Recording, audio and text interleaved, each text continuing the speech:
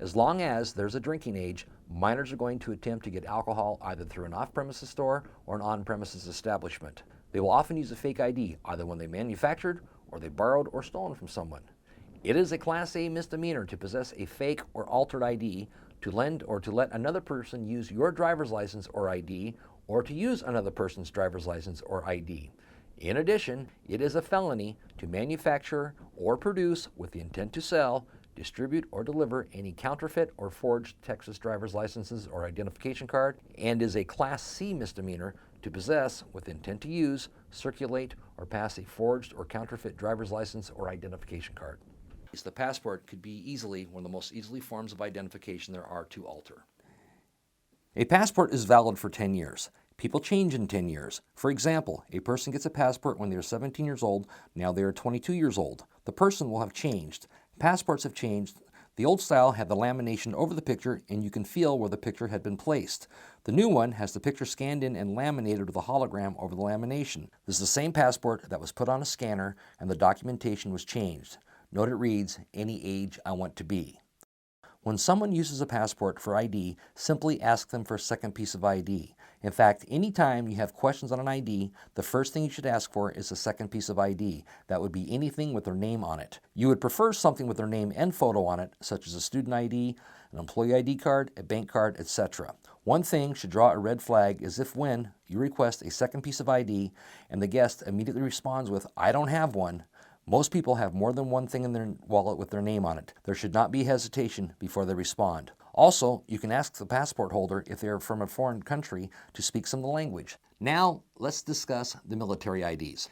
Anyone who is in the military is very proud of that fact, and they should be. There's a good chance that they will show you their military ID. There are a couple of different styles. This style of military ID comes in different colors. You'll see a lot of pink ones and tan ones, as well as a blue one and a gray one. The problem with this ID is that the photo can be hard to see, and this ID gets handed off to younger siblings, friends, or whatnot all the time. The information can be photocopied and then applied to the ID, or a hot iron can be pressed into the ID and it'll pop open so the new information can be placed in, or the back seam can be cut open with an X-Acto knife and the new information placed into the ID. The ID will then be resealed. Well, a telling feature on this ID is this. This ID has been laminated over the top, which gives it one smooth edge and one sharp edge. Run your fingers over both edges. You can also ask a military ID holder this question: what's your last four? Everything and anything somebody does that is associated with the military is with the last four. If you ask them what their last four is, and they look at you with a huh, they are not in the military. Now let's discuss the new military ID. The new military ID is a credit card style. It is fairly thick. It has a color photograph and will have their armed force insignia. It has a smart chip, but it does not have a physical signature. Instead, the signature has been encrypted on the chip, so it is on the ID. When you look at the back of the ID, it has a ghost photo with their information typed around the photo. This has a tendency to rub off, or it can get erased off. They can then change the birth date using stencils. To make it all easier for you, when you see any military ID, simply ask for their driver's licenses. They probably have one on them. Out-of-state IDs. Driver's licenses and ID cards from other states are allowed to be used as proof of age within the state of Texas, if approved by your company's policy.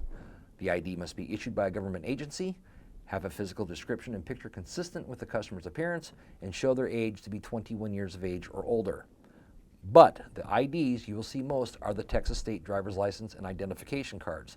There are two styles, one issued before April of 2009 and one issued after April of 2009.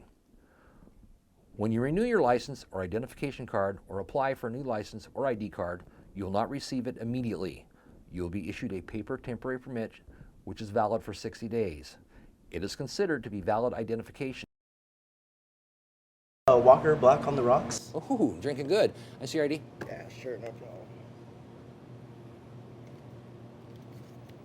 Ah, the new one. Got your old one with you? No, I lost it, so I got a paper one. I had to go to DMV today. Lost my whole wallet. That sucks. What happened? Somebody steal it or you just lose it? Just lost my wallet. Clumsy. That sucks. You got a credit card or something, man? Just cash only, man. I lost my wallet. You know. Remember, the temporary license is only good for 60 days, so be sure to check the expiration date, because minors will go to great lengths to purchase or consume alcohol, and even though the temporary driver's license is legal identification, we suggest you always ask for a second piece of ID when you're presented with a temporary license. Check with your manager for your establishment's policy on accepting the temporary driver's license.